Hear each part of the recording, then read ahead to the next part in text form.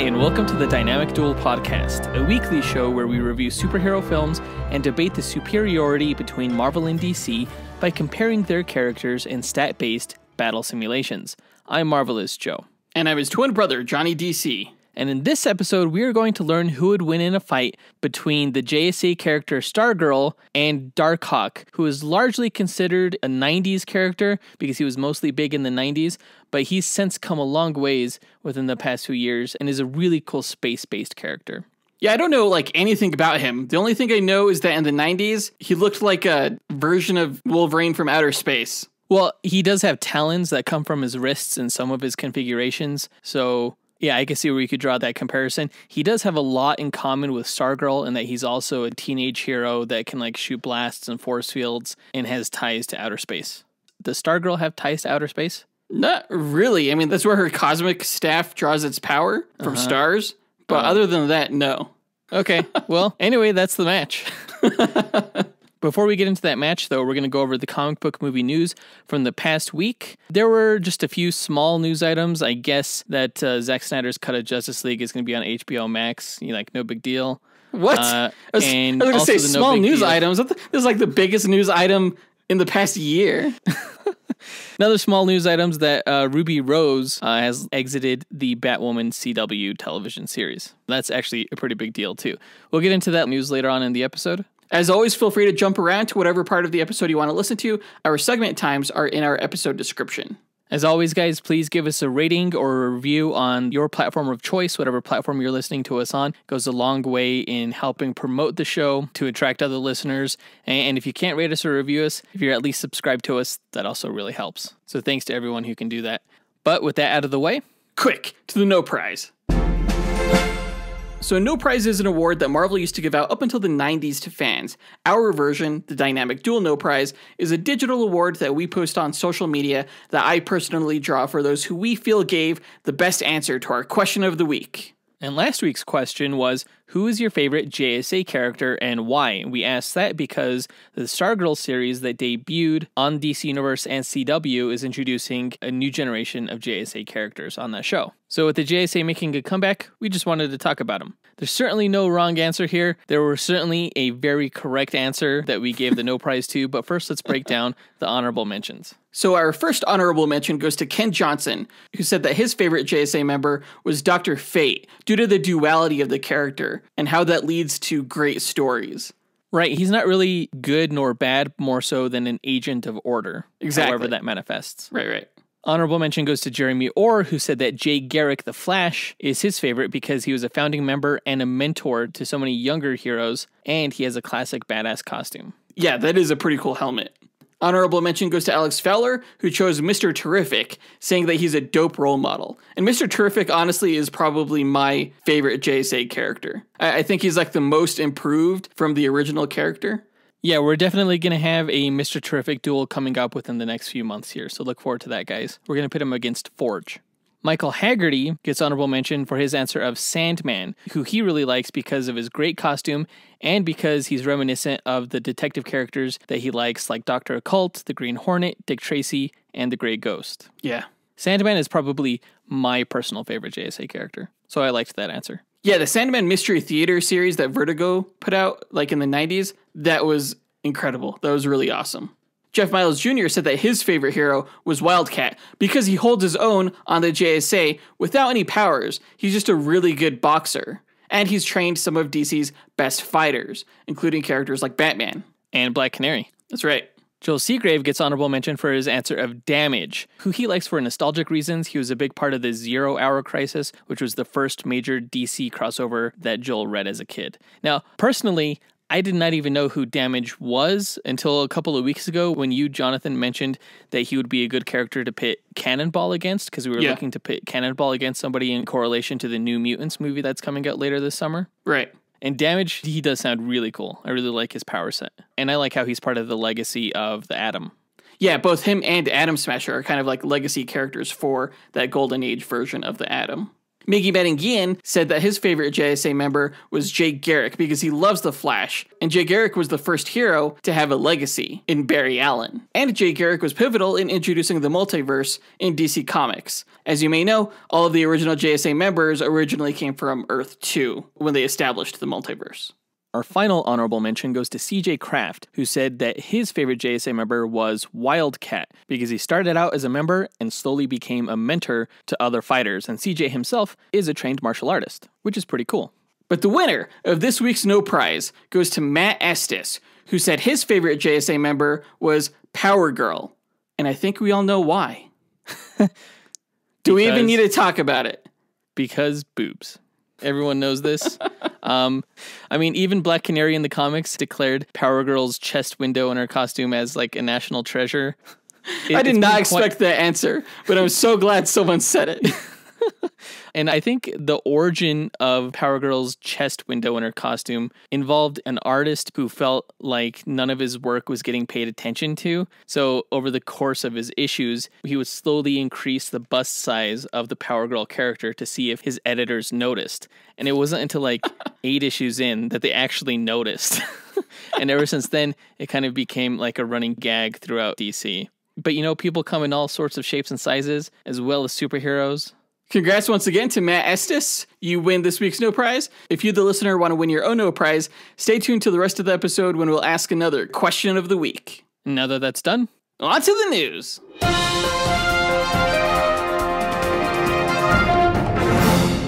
Okay, so on Wednesday of last week, it finally happened. After years and years of fan pestering, really, they finally announced that the Snyder Cut will be released. It's officially called Zack Snyder's Justice League.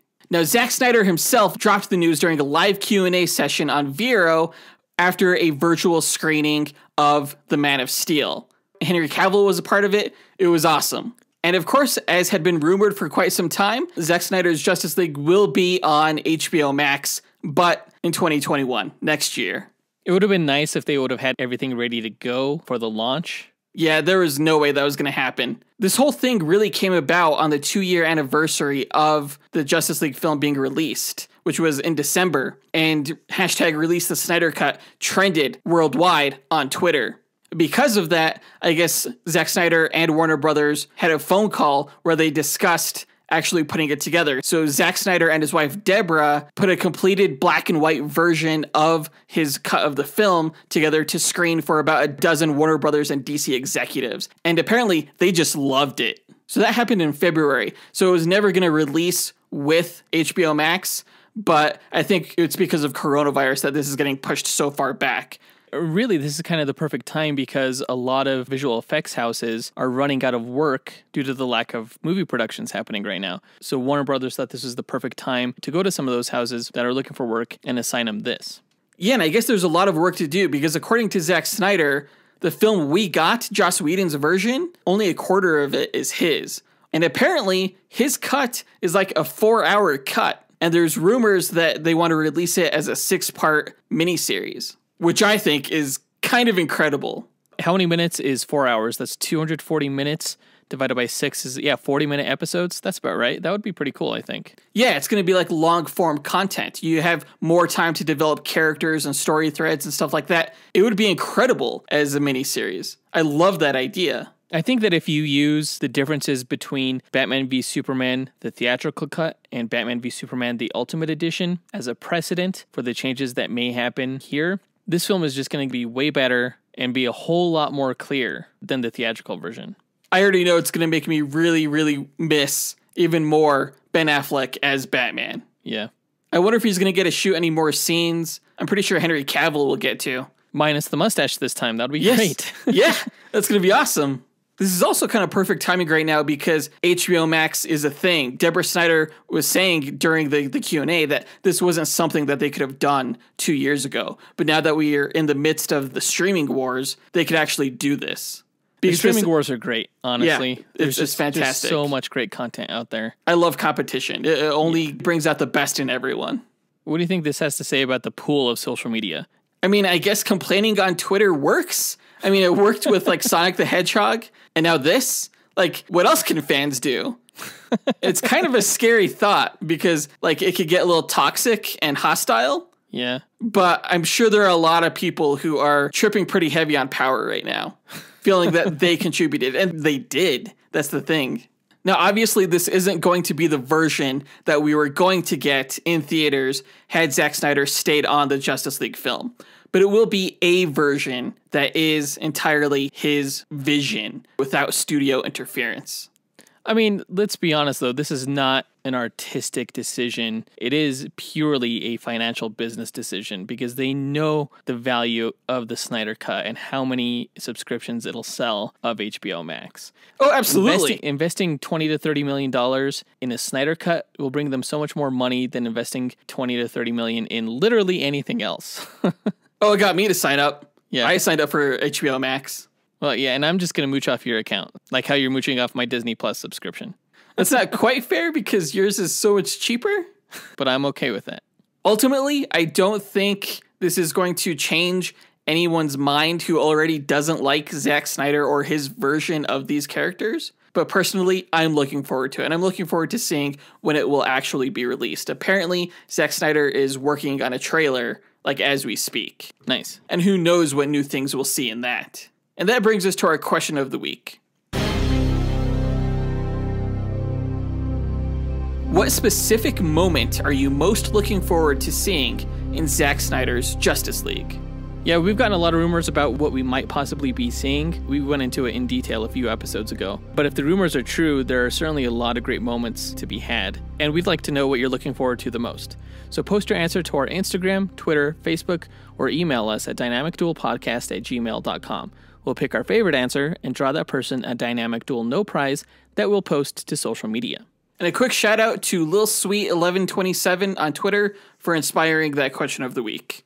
In other news, the day before the Snyder Cut was announced, Batwoman actress Ruby Rose announced that she was leaving the CW series ahead of season 2, which was a pretty big surprise because she seemed perfect for the role.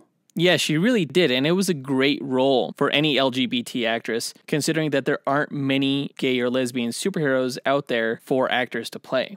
This is an extremely high-profile role, regardless of the quality of the show, which I heard was just kind of meh. But quality can always change. The character herself really is what's iconic and long-lasting. So it's really an honor to play these heroes, and to see someone step away from it like that is just strange. Yeah, really strange, especially because she didn't exactly say why she's leaving. Now, there are rumors that the ratings have been dropping, and honestly, I've never seen it. The only time I've seen Ruby Rose as the character was in the DC crossover events. But I do know it had a fan base, and things did seem to get interesting from what I've heard of the season finale of season 1. They cast Bruce Wayne, they cast Batman. He's being played by Warren Christie, who's a television actor. But it was an interesting twist. He's actually playing Hush, who got facial surgery to look like Bruce Wayne. Oh, that's cool. And that's how they're introducing the character. So I'm not sure who they're going to recast Batwoman as. The television executives did say that they were looking for another LGBT actress. Well, I know, I forgot the actress's name from Brooklyn Nine-Nine. I think it's like Stephanie Beatrice. She is bisexual, and she tossed her hat in the ring to become the next Batwoman. I actually think she'd do a fantastic job. I don't know. We'll see who gets cast. At the end of the day, no one's going to see this show again until 2021, so they could take their time with the casting. Right. But I think that does it for that news and all the news for this week. Let's go ahead and get into our main event for this episode, where we find out who'd win in a fight between Stargirl and Darkhawk.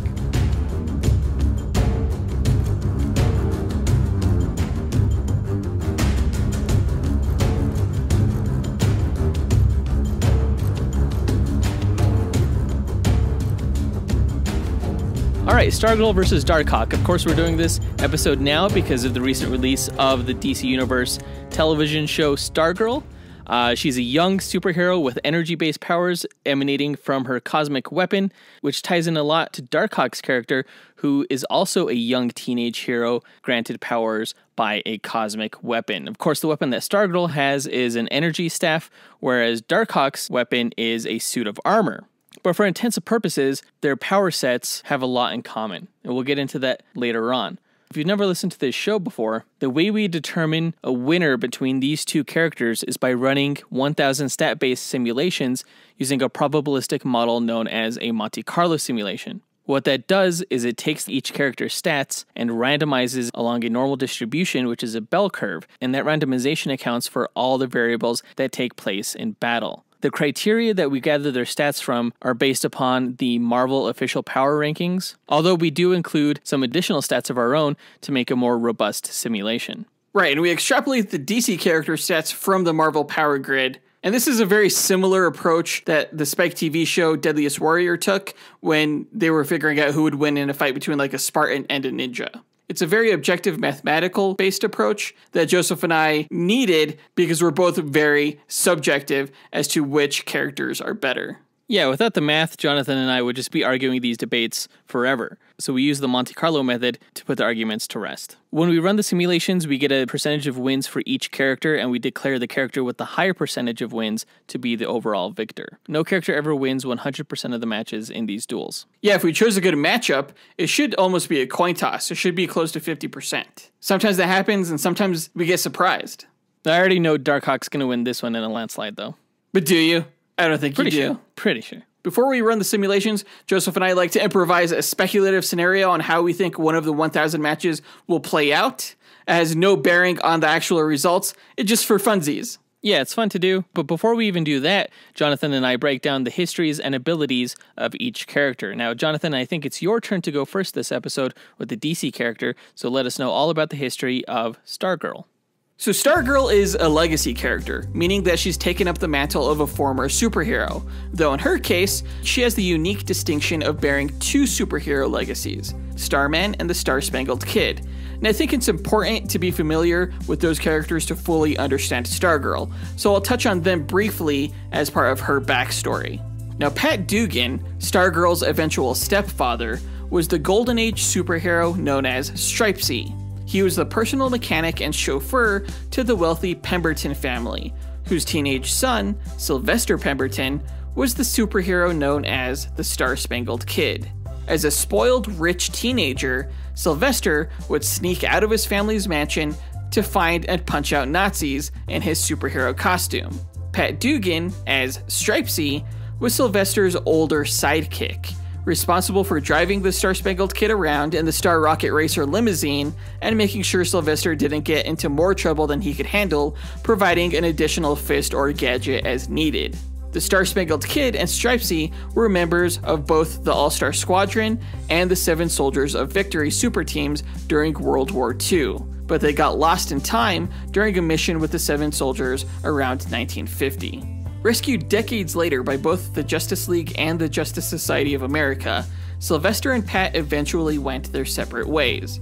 Pat had been cheated out of patents he had developed in the 1940s by one of Sylvester's relatives, and he set out to acquaint himself with the technology of the quote-unquote future world he was now living in. Sylvester, meanwhile, joined the JSA, now armed with a weapon known as a cosmic rod, which was gifted to him by Ted Knight, the now aged and retired former superhero known as Starman, who wanted Sylvester to take up his mantle, though he refused. Like Sylvester, Starman was also a Golden Age superhero and a member of the All-Star Squadron, as well as an early member of the JSA. He was a brilliant and wealthy scientist who discovered a method to absorb stellar radiation, which he used to power a device known as a gravity rod to harness light energy and manipulate the fundamental forces of gravity and magnetism. As Ted got older, he made improvements to the rod, eventually creating an updated version known as a cosmic rod. Sylvester Pemberton, with the help of Pat Dugan, converted the cosmic rod that Starman gave him into the Cosmic Converter Belt, which imbued him with its power. Sylvester eventually changed his name from the Star-Spangled Kid to Skyman, and became the founder and financial backer of the superhero team Infinity Inc. He would die not too long after during a battle with the supervillain Solomon Grundy. Meanwhile, Ted Knight's son, Jack Knight, reluctantly took up his father's mantle as Starman, wielding a new device known as a cosmic staff. Pat Dugan eventually regained the rights to his patents and got married to a woman named Barbara Whitmore. Barbara's daughter, Courtney Whitmore, was born and raised in Beverly Hills, California. Courtney's father, Sam Curtis, abandoned Barbara and his daughter shortly after Courtney was born, though Barbara and Courtney had a great relationship, and Courtney enjoyed her pampered Beverly Hills lifestyle. Everything changed, however, when Barbara and Pat got married and the family moved to Blue Valley, Nebraska. Courtney blamed her stepdad Pat for the move, and she was furious at having to leave Beverly Hills for a Midwestern suburb.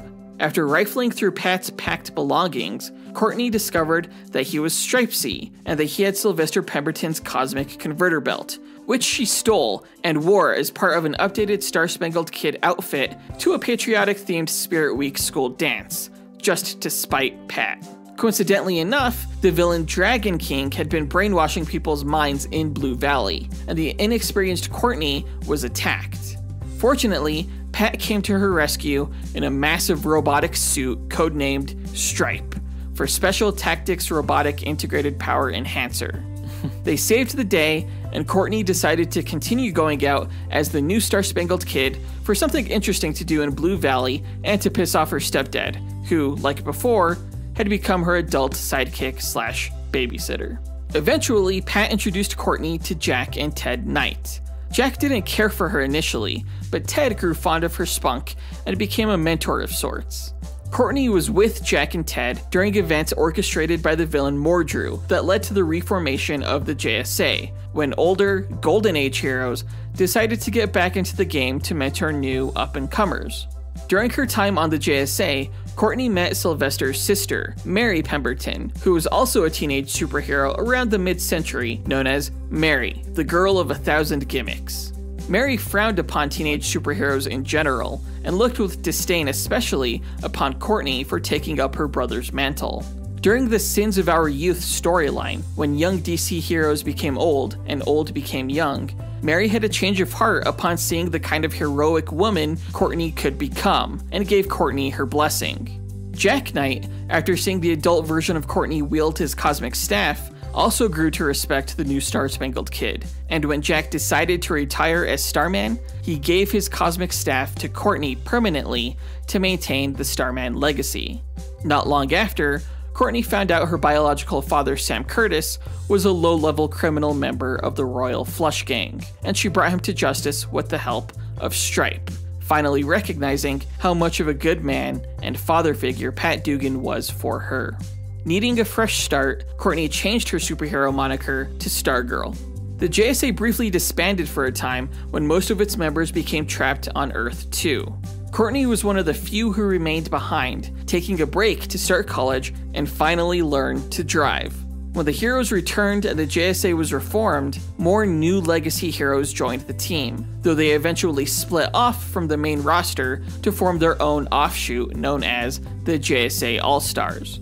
Stargirl initially regretted joining the All-Star team, feeling more at home with the old guard, but she eventually became close friends with another young female hero named Cyclone, and she began a relationship with Al Pratt, the hero Atom Smasher, though it didn't last.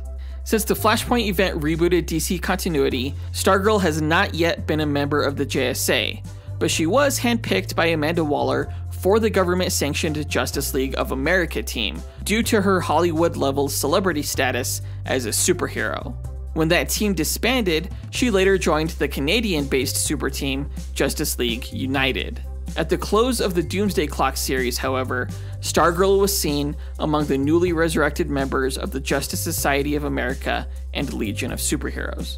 Now, Stargirl has no innate powers, though she has had fight training from Wildcat and is a trained gymnast. The cosmic converter belt she wears enhances her physical stats, granting her superhuman strength, speed, and durability, capable of going mano-a-mano with powerhouses such as Solomon Grundy. The belt generates an aura around Courtney that generates star-like light effects that disrupt both electronic devices and organic nervous systems upon impact. She could also shoot this energy, though she rarely uses that ability ever since she became the wielder of the Cosmic Staff. The Cosmic Staff allows her to fly at supersonic speeds, shoot energy blasts, and create simple light constructs such as force fields. The rod itself is psychically attuned to her, allowing her to control its movement at will. And that's Stargirl. So I didn't know that she was still wearing the Cosmic Converter belt. I thought she just had the Cosmic Staff. No, she still wears it so that she's still strong and has enhanced physicals. Okay. Well, that's good, because I totally thought that Darkhawk was going to win just on the merit of his enhanced physicals. But to know that Stargirl has enhanced strength and speed and stuff like that just makes this an even closer match. Nice. Now, Darkhawk is a relatively obscure character within Marvel. As I mentioned before, he was introduced in the 90s and was big for a time then, but largely fell out of publication until a few years ago when they decided to revive him in much the same way they kind of revived the character of Richard Rider Nova, and now he's a total badass.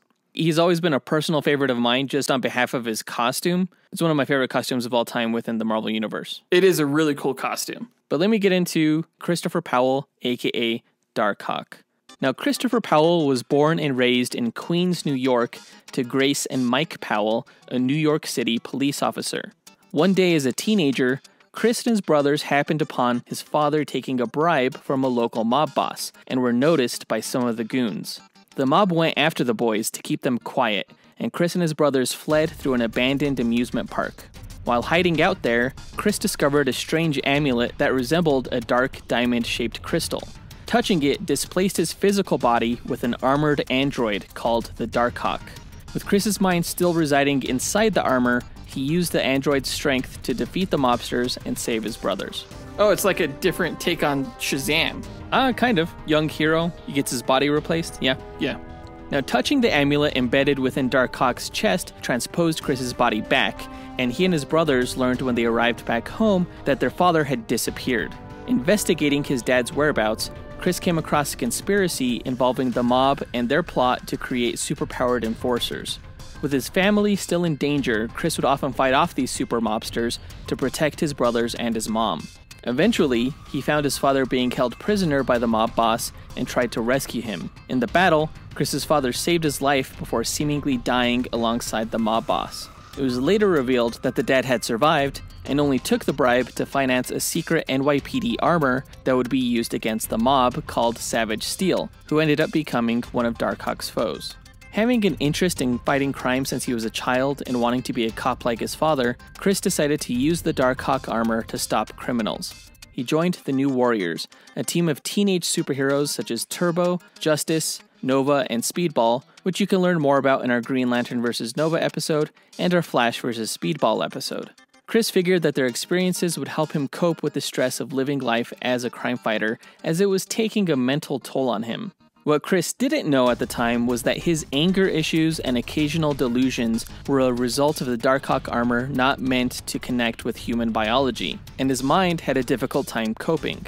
But he eventually learned that the Darkhawk armor was of Shi'ar origin, the Shi'ar being a race of alien beings that evolved from avians and established one of the largest empires in the universe, alongside the Skrull and the Kree races. The Shi'ar race shows up a lot in the X-Men comic books. After a brief stint as an Avengers Reserve member, Chris quit the superhero life for a time, feeling like his armor-derived anger issues were getting to be too much. He later joined a team called the Loners, who would try to rehabilitate other teen heroes into avoiding the superhero lifestyle and the stress and danger that comes with it. With years gone by away from the amulet, Chris eventually decided to take back up the mantle of Darkhawk and register with the Superhuman Registration Act around the time of the Superhuman Civil War. His old teammate Justice offered him the chief security position at Project Pegasus, which was an old energy laboratory that was being used to imprison energy-manipulating villains. At the time of the Skrull secret invasion of Earth, Chris fought alongside his former teammate Nova to defend Project Pegasus, and he was impressed with how much Richard Rider had matured in his superhero role. Shortly after the invasion was repelled, Chris was abruptly approached by another Darkhawk armor from space called Talon, who fled to Earth to escape a hunter drone and requested Chris's help. The drone arrived and destroyed Chris's family home as he and Talon fought together. Talon realized Chris didn't know the full potential of his Shi'ar armor, nor its full origin. He explained that Chris's amulet belonged to an ancient sect of Shi'ar assassins, known as the Fraternity of Raptors, who since the dawn of the Shi'ar Empire would eliminate enemies of the throne and help guide the growing race to further conquests. Talon and Darkhawk were the last surviving Raptors in existence. Wanting to learn more about how to use his armor and grow as a hero, Chris left Earth with Talon.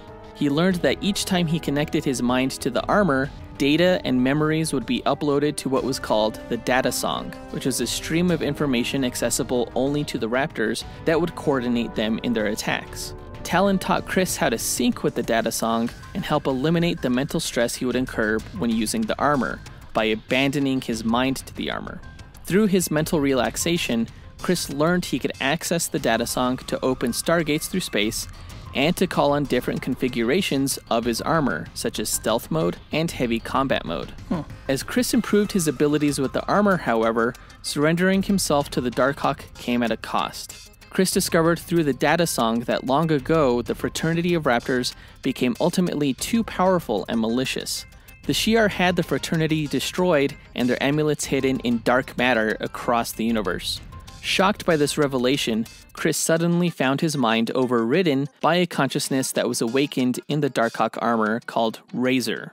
He learned that Talon was simply another being that was consumed by a Raptor sentience, who got Chris to release control of his armor so that the two Raptors could carry out their agenda.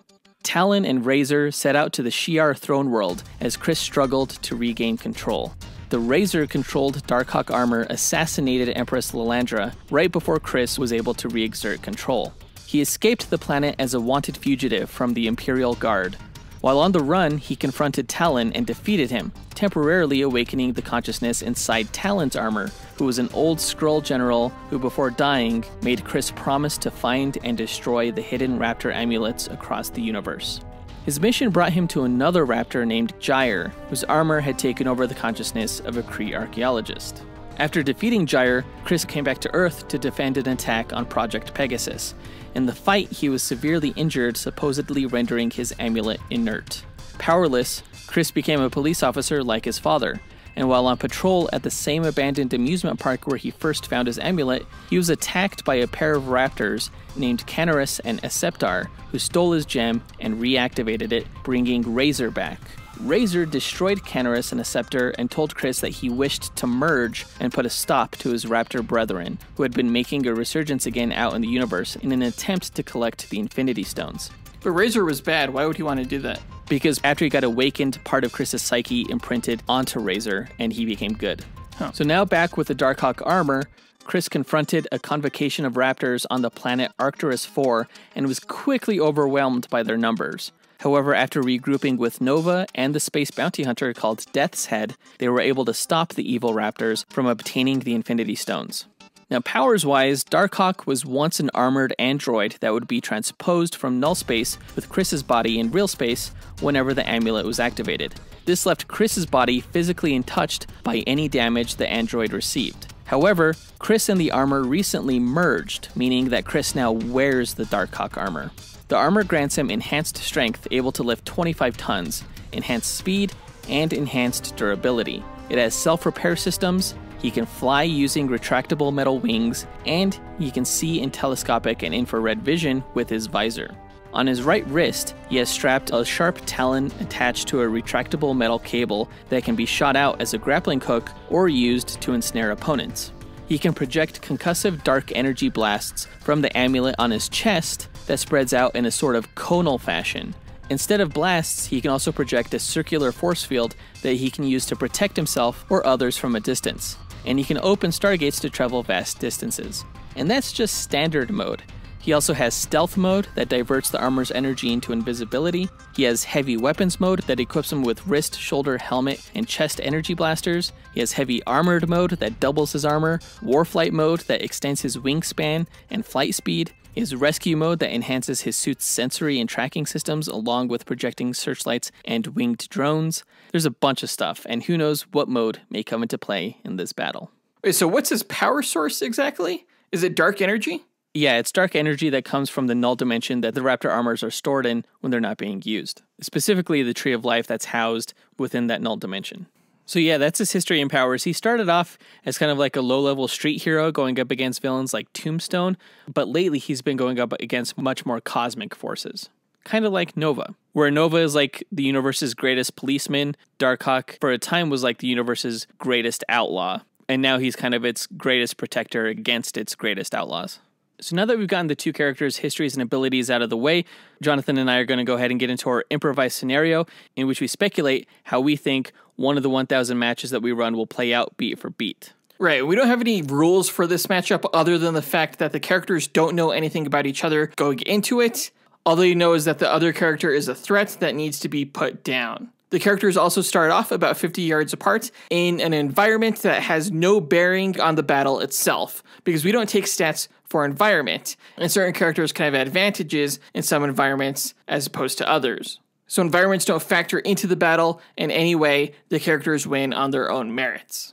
Yeah, so the characters meet on the battlefield 50 yards across from each other. They see each other. It's about to go down. Who goes first? Darkhawk seems much more lethal than Stargirl. I'm probably assuming that he goes first. You bet your ass he does. He starts off by flying up into the air and shooting a powerful energy blast from his chest down at Stargirl. Okay, but once Darkhawk goes into the sky, Courtney flies straight towards him, and as he shoots his energy cone at her, she just throws up a force field and just keeps charging, plowing right into him with the force field. Alright, so Darkhawk gets knocked out of the sky. He probably crashes to the ground. He jumps to his feet. And was this a spherical force field that was around Stargirl? Or was it like a half sphere? Okay. Yeah.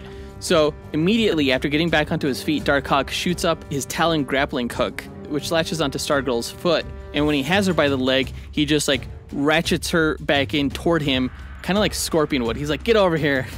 And so he pulls her toward him, and as she gets in close, he swipes at her with his metal wings. Okay, but as Darkhawk swipes her with his blade wing, she blocks the bladed wing with her staff, and then twirls it around and fires a star blast straight at him point blank with star energy. Just this constant beam blasting him backward.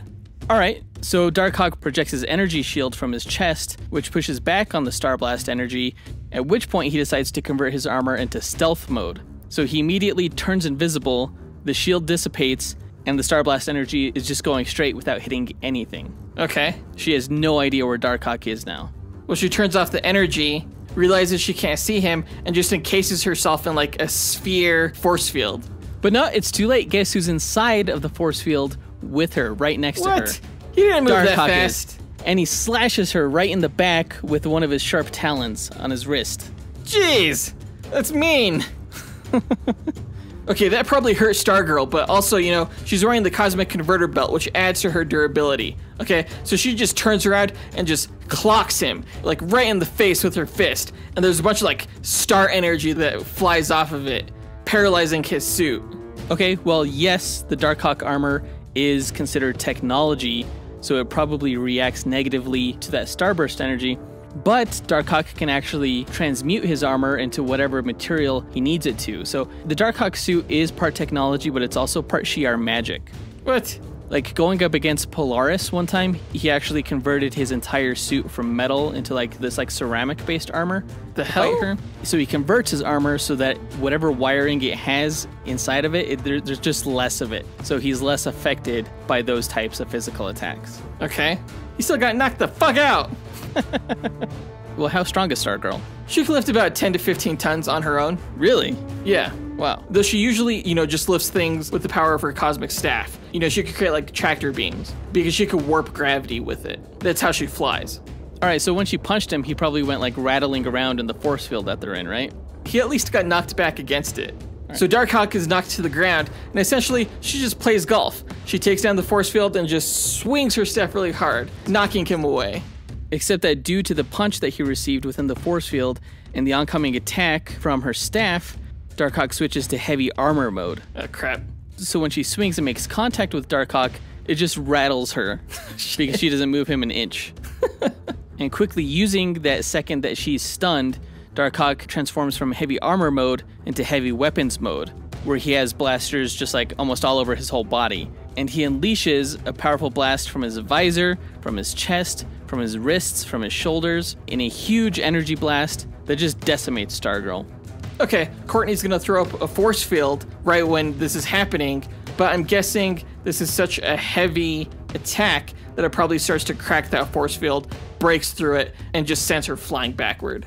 Yeah, it sends her flying backward and onto the ground. Darkhawk presses the attack by immediately switching to warflight mode, and in an instant flying over to her and switching to Talon mode, where he grows these big, like long sword-like talons from his hands and just plunges them toward her. Okay, but as Darkhawk is about to stab her, she uses her cosmic staff to quickly generate an energy sphere around him and just like violently shakes him, just rattling him inside the sphere. And as he quickly gets discombobulated, she slams him onto his back, onto the ground, and pins him there with some energy-generated shackles. She then plunges her staff like into the crystal on his chest, hoping that that'll depower him. Just trying to pry it off with the pointy end of her staff. But as she's trying to pry the amulet from his chest, Darkhawk projects from his chest his circular energy shield that pushes her and her staff away from him. And while she's getting pushed back, from his right wrist he shoots out his talon again attached to the cable, and he can control where it goes. It doesn't just go in a straight line, so it arcs around, wraps around the staff, yanks on it, and it comes into Darkhawk's hand, at which point he uses the staff to remove the restraints that's pinning him to the ground. He leaps to his feet and he points the staff at her, and he uses her own weapon against her by blasting her. Except that he can't use it, only Courtney can. Why not? But he removed the restraints. I mean, by him taking control of it from her would make the restraints disappear, but that doesn't mean he could like fire energy blasts out of it or create his own constructs with it.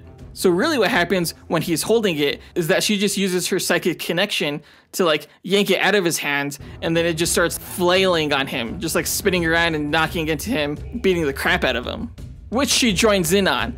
She like leaps towards him and just like starts pummeling him with her fists. So he's being ganged up on by both the staff and Stargirl. Oh shit. Okay, well, while Darkhawk's getting the shit beat out of him, he still has his blade wings and his grapple talon. So while she's in close, he manages to get a few swipes in when he's not getting hit with the staff. But he's also probably getting some kind of thermal readout of her cosmic converter belt. And he fires his grapple talon at it, and just like how he yanked the staff out of her hand earlier, he yanks the belt off of her body. Guess what? She's not that superpowered anymore. I don't like this. He slashes the belt in half, and then he slashes her right in the torso. Okay, that's not good. This probably makes her lose her concentration, and the staff just like falls to the ground along with her. That's right, and with her on the ground bleeding, Darkhawk stands over her, switches back into heavy weapons mode, and just blasts her from all angles and turns her into a smear. The end. Okay, before this happens, as he's powering up the energy attack, she mentally sends her cosmic staff flying right through him at like supersonic speed, just like tearing through his chest and amulet, just killing him before he could get that final blast in. Oh shit. I say that he's too armored for that though. But that's probably as good enough as any place to go ahead and stop this battle, run the simulations, and find out which way it actually went. Either Darkhawk energy blasts Stargirl to smithereens, or Stargirl straight up impales Darkhawk. I like it. Let's run the simulations and find out which version happened. Let's do it. All right, that was a pretty fun matchup, although I have to say, I'm not a huge fan of characters that heavily use force fields. Like, I remember that was really hard with our Magneto and Sinestro battle, just finding creative ways to get around the force field, because it's like, oh, no matter what you do, I'm just going to throw up this force field. But I think we did a pretty good job of finding interesting ways to get around it. And both of these characters are just a whole lot of fun. Stats-wise, these two characters were about as close in their stats as I thought they were going to be. Right, yeah. We said that they were similar in terms of speed, strength, range, and intelligence just on their own, but they did differ in quite a few areas as well.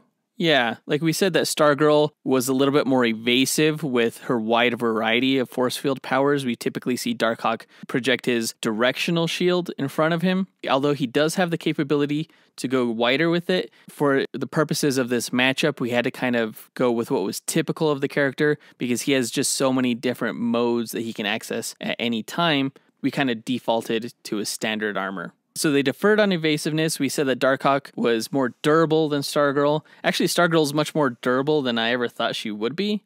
That cosmic converter belt gives her a lot more power than I gave her credit for. But Darkhawk is definitely more durable. In terms of damage level, we actually said that they were comparable there as well. But Darkhawk has the edge on perception, thanks to the data song. Yeah, thanks to the data song and his enhanced senses. He could get a better readout of exactly how and where to strike Stargirl. So that's kind of the stat breakdown. Let's find out the results of these 1,000 matches. But after going through the stats, I'm curious to hear who you think won. Well, in our Instagram poll, 59% of our listeners thought that Darkhawk would beat Stargirl. But even I was surprised by that because this is such a toss-up, I think. The characters are in many ways just so evenly matched, practically speaking, from their power sets. I think Darkhawk certainly has a lot more tricks up his sleeve than Stargirl, though she's a lot more versatile than I initially gave her credit for. Especially since she can telekinetically maneuver her staff around. I had no idea she could do that. But I think in the end, I still got to give it to Darkhawk. That's who I'm rooting for. That's who I think is going to win this. Well, my friend, you chose wrongly. What? Oh, no. Stargirl won 517 out of the 1,000 matches. Ugh. Darkhawk won 483, or 48.3% of the time. Really? This was close. That's really close. 517 is not much more than 483. Yeah, that's just 34 matches right there. It's not too shabby. Honestly, I feel like that announcement affected me a little bit more than I initially would have cared to admit. I really wanted this win for Darkhawk. Feeling just a little bit butthurt right now. Well, Stargirl wins, not only this match, but she also wins just in terms of recognizability now that she has her own TV show. There's rumors she may be in Black Adam, but she also has one of the stupidest costumes I've ever seen, so she loses in terms of fashion. Darkhawk will always win that. And at the end of the day, it's all about how good you look, right? No, we have no fashion stat, so unfortunately. All right, guys. Well, that does it for this episode. Go ahead and write into us and let us know what you guys thought about this episode. You can reach out to us on Instagram or Twitter or Facebook, or you can email us at dynamicduelpodcast@gmail.com. As always, you can visit our website to find links to all of our social media accounts at dynamicduel.com, where you can also find a link to our merchandise store. Right, and of note, in our merchandise store, we of course continue to sell face masks, so make sure to check those out. We just put up some new ones for Bane and Nebula. Yeah, and those are cool. And remember, for each face mask that you buy from us, TeePublic donates an N95 medical grade mask to medical professionals in need. Still hugely important in this time. This week, I'll be drawing Darkhawk for our no prize art. So look forward to seeing that illustration on a t-shirt or a cell phone case or whatever you want to see it on, any of the merchandise in our store. Right. But that does it for this episode. In our next episode, we're going to be reviewing the 2014 film Guardians of the Galaxy. Now, we reviewed the sequel when it came out on this podcast, but this podcast started in 2016, so we weren't around to review the first one when it came out. But it is one of my favorite MCU movies. Really love that film, and I really can't wait to review it. Of course, it kind of tangentially relates to Darkhawk because Darkhawk has met up with the Guardians a couple of times in the comics. So make sure you stay tuned to next week. Subscribe to us or follow us on whatever platform you happen to be listening to us on to get a reminder of when the episode will drop. Every Tuesday. If you're already subscribed, please don't forget to also share, rate, and review our podcast if you have not already. Yeah, get that good karma going.